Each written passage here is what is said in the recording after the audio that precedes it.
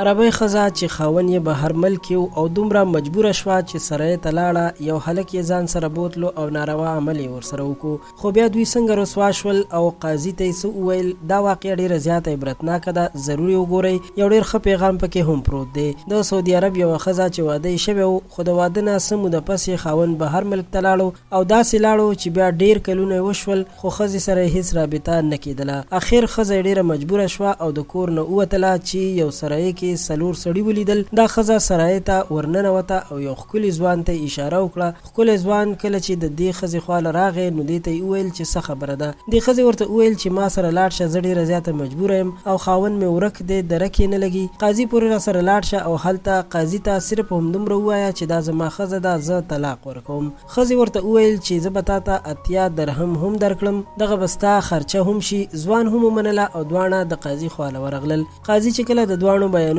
واورېدل نو سړي اخره کې وویل چې زه دا ښځه طلاقوم، او ښځې هم وویل چې صحیح ده، ما ته دې دا خاوند طلاق راکړي. کله چې قاضي د طلاق فیصله واوروله نو ښځې بیا وروسته دا خبره وکړه چې دومره ډېر کلونه زما د خاوند دلته نه و او زه په کور کې یوازې یم، زما په حساب سره د 8000 درهمو خرچه زما په کور کې شوې ده، زه خواست کوم چې ما ته دغه پیسې زما خاوند راکړي. قاضي بیا فیصله واوروله چې سړی به خپلې ښځې ته 8000 درهم ورکوي. هلک چې کله دا خبره واورېده نو سر پرې وچورلېدو چې دا په څه کې راګیر شوم، خو خیر هغه ښه وګڼله چې دا پیسې ورکړي، ځکه که انکار یې وکړو او عدالت ته د دې باره کې معلومات وشول نو کیدای شي چې سخته سزا ورته ورکړي، ځکه چې د عرب ملکونو قانون هم سخت دی. د دې وجې نه هغه هلک دا خبره ومنله او ښځه یې ځان سره بوتله. هلته یې ورته 8000 درهم ورکړل او ډېر په دردونکي حالت کې د ښځې د خوا نه رخصت شو چې ښځې ورته وویل دا واخله خپل 80 درهم، یعنی ستا د جیب خرچه او یا ستا مزدوري. قدرمنو، دې واقعه کې داسې سبق پروت دی چې اکثره خلک په مجبوره خلکو باندې زړه وسوځوي او غواړي چې هغوی سره مدد وکړي، خو هغوی ورسره بیا په بدل کې داسې بد کوي. نو ډېر احتیاط کول پکار دي او نن سبا د مدد کولو نه وړاندې سوچ هم کول پکار دي. د پښتو پوسټ د ویډیو د کتلو مو مننه کوم. که غواړئ په آینده کې زموږ هر ویډیو تاسو په اسانۍ وګورئ او ګټه ترې واخلئ.